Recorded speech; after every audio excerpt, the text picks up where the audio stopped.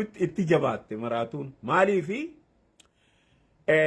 dura dursoo waa'een irreessaa kuni waa'een irreessaa akka jirutti warra garteetiin afoo Dr. Abiy Ahmed ta'an murna gartee warra mormituu hundaa'u shaddaa'uun godhe poolitikaa isaanii maaliifi ummanni akka jirutti jaalala biyyaaf qabuu fi jaalala mootummaa isaaniitiif qabuu fi jaalala oromummaaf qabu bakka takkaa mul'isan khilaafni tokko hin jiru xiixxiixii takka malee dhaf irreessi raawwatee jechuudha.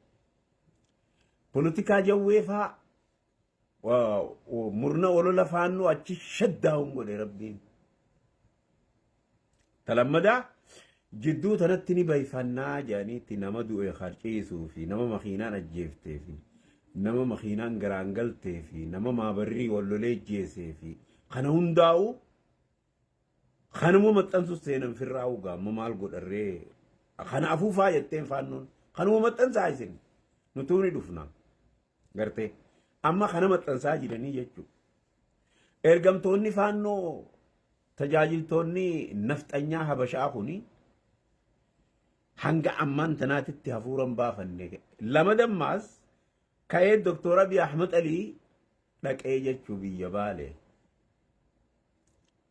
Muummichi ministeera keenyaa ugguu biyya Baalee dhaqu keessummaa adda addaa guurrateetti ummata adda addaa kabajamoo gurguddaa kanaan biyya cufarraa warra waa hoogganu warra beekumsa qabu hunda guurratee dhaqe. Dhiira akka Geetaachoo Raddaa kana fa'a. Dhiira akka Jeneraal Tsaadiqaan fa'a.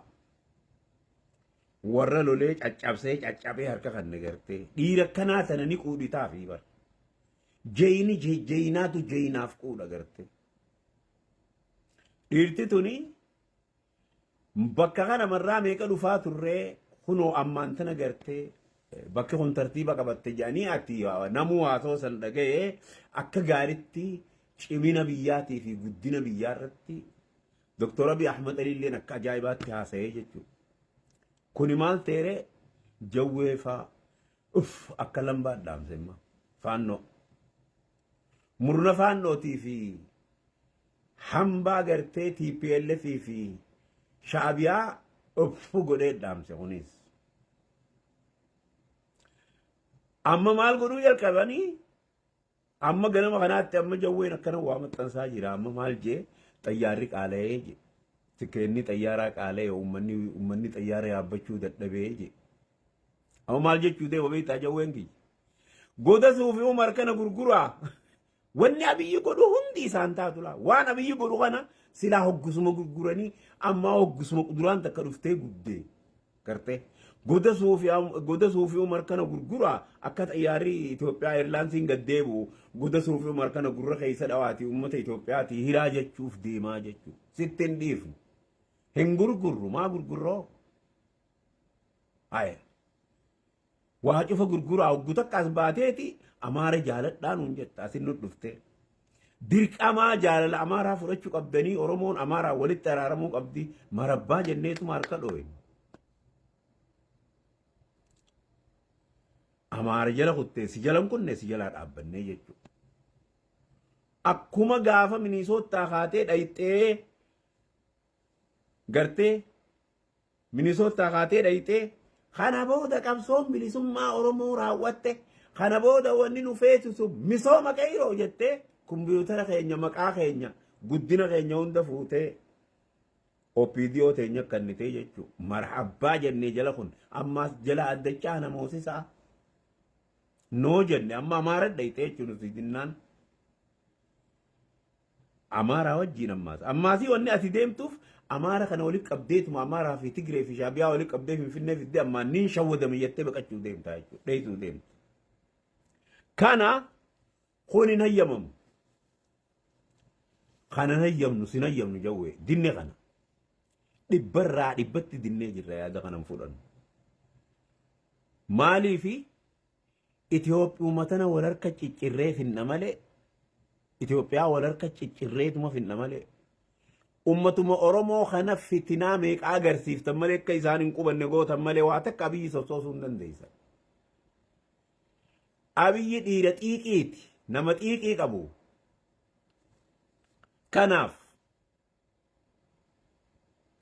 kanaafuu wanni isiniin jennu nuti suuta deema yooni fannoo miti abbaa feete fiddan tigree dabalattanii faannos dabalatee tigrees dabalatee shaabiyaas dabalatee eenyu yoo dhufe administreeshinni Abiy Ahmed reediidha difeensi godhuudhaaf laalleetii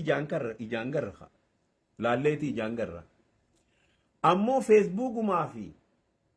feesbuukii fi tiktookii fi yuutuubiiniin Itoophiyaa tana hurgufee faffacaasaan dabarte khaleessa dabarte ummanni Oromoo maalitti amana amma jawwee keenya ummanni Oromoo wanni itti amanamu kabajamaa keenya hujitti amana hujii arabiyyi baale isaan kumbuleen godhuurra nama gabbu'ee bishaan tokko baasuuf fedha nama akka Abiy Ahmeditti jallisii jettanii masnoo baasee fi laga bishaan ooyiruu obaafatanii horii isaaniis obaafatan barbaadan nama laaptaappii aappiliin gartee isaan tajaajiluun fedhan nama baldoosii fi tiraaktiraan isaan tajaajilu barbaada ummanni Oromoo amma beela balleessu biyya irratti qabsaa'u garte bakka Abiy Ahmed nu bulchu amaarri haa nu bulchu jechaa jirtan isin warra kana juusii fi dabballoota keetis amaarumaatu isin bulchaa jira lidatu isin bulchaa jira way Abiyyiin isin bulchaa jira Abiyyiin nu bulchaa jira nuti ummata Oromoo bulchaa jira never fuula duraafillee isin bulchuun taa'u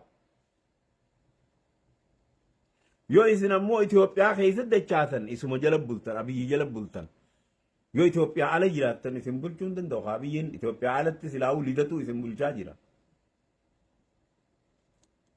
lidatuun amma khaleessa maal jaa dubbii baddannootu fi dubbii gandaa ati itti dhalattee san dhiisuun teenyuu jaa isin dura taa'ee khalee lidatuun an silaa hogguusaniin boorsaa fudhechii deema yogguusan